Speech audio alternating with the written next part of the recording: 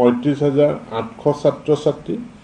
Hello' friends, welcome to my YouTube channel. চ' আজি মই আলোচনা কৰিব বিচাৰিছোঁ HSৰ যিটো স্কুটি বিতৰণ কৰিব, সেই বিতৰণত আপোনালোকৰ কিমান পাৰ্চেণ্ট পালে আপোনালোকক স্কুটি দিয়া হ'ব, ল'ৰাসকলৰ কিমান পাৰ্চেণ্ট দিলে আপোনালোকে স্কুটি পাব, আৰু ছোৱালীসকলৰ কিমান পাৰ্চেণ্ট হ'লে আপোনালোকে স্কুটি পাব, আৰু গাৰ্লছৰ ভিতৰত বইজৰ ভিতৰত কিমানজনে কিমান মানে স্কুটি পাব সেইটো মই আপোনালোকক জনাম।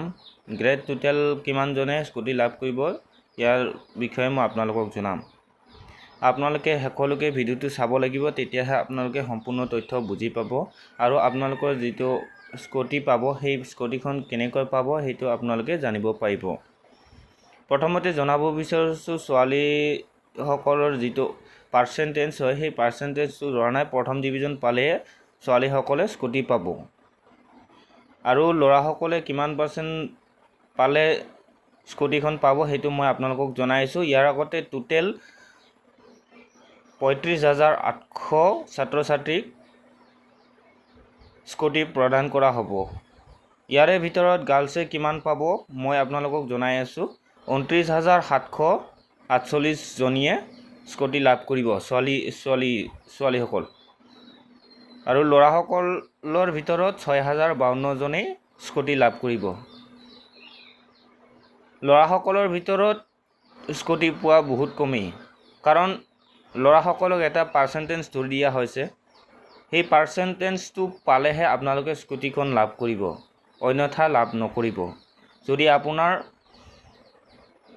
পাৰ্চেণ্টেজটো হয় যিমানখিনি চৰকাৰে ঘোষণা কৰিছে সিমানখিনিৰ ভিতৰত হ'লে আপোনালোকে পাই যাব। আৰু আপোনালোকক জনাব বিচাৰিছোঁ যে স্কুটিখন আপোনালোকে পাবৰ কাৰণে অক্টোবৰ মাহলৈকে ৱেইট কৰিব লাগিব। অক্টোবৰৰ পাছতহে আপোনালোকৰ স্কুটিখন পাব। আপোনালোকে নিশ্চিত থাকক, আপোনালোকৰ স্কুটিখন দিয়াৰ আগত আপোনালোকক ইনফৰ্মেশ্যন দিয়া হ'ব, স্কুলৰ পৰা ফোন কৰিব। আৰু ল'ৰাসকলৰ যিটো পাৰ্চেণ্টেজ হয় পাৰ্চেণ্টেজটো মই আপোনালোকক জনাব বিচাৰিছোঁ। 75% পালেহে ল'ৰাসকলে স্কুটি পাব।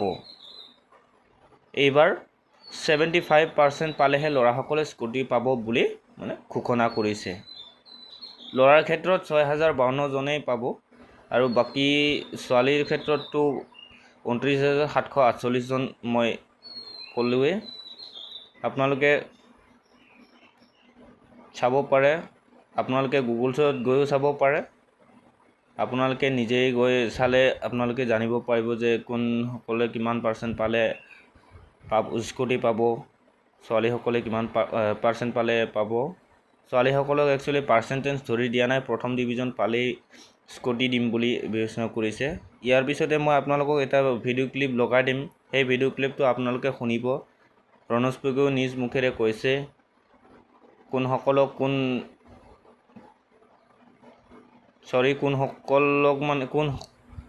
ছাত্ৰ ছাত্ৰীক কিমান পাৰ্চেণ্ট পালে স্কুটি দিয়া হ'ব, আৰু টোটেল কিমান ছাত্ৰ ছাত্ৰীয়ে স্কুটি পাব, আৰু লগতে গাৰ্লছ আৰু বইজৰ ভিতৰত কিমান পাৰ্চেণ্টে স্কুটি পালে সেইখিনি জনাই দিব।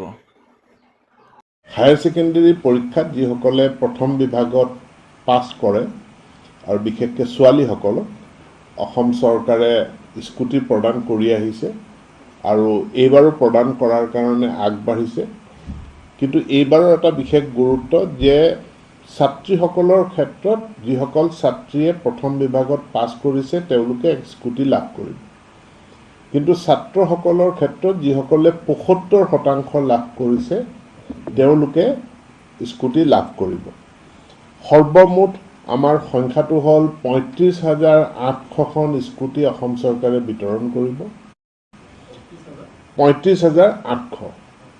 ইয়াৰে ভিতৰত আমাৰ ছাত্ৰীৰ সংখ্যা হ'ল 29,748, 29,748, আৰু ছাত্ৰৰ সংখ্যা হ'ল 6,052, 6,052 নাম্বাৰ। তো এই স্কুটিখিনি অসম চৰকাৰে দিয়াৰ কাৰণে আজি কেবিনেটত সিদ্ধান্ত গ্ৰহণ কৰে।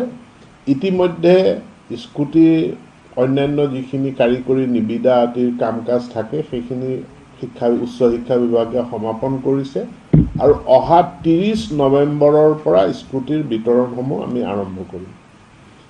30 নৱেম্বৰ একেলগে সকলো জিলাত নহ'ব। 30 নৱেম্বৰত কামৰূপ মেট্ৰত আৰম্ভ হৈ অসমৰ বাকী জিলাবিলাকতো আমি স্কুটিসমূহ বিতৰণ কৰিম।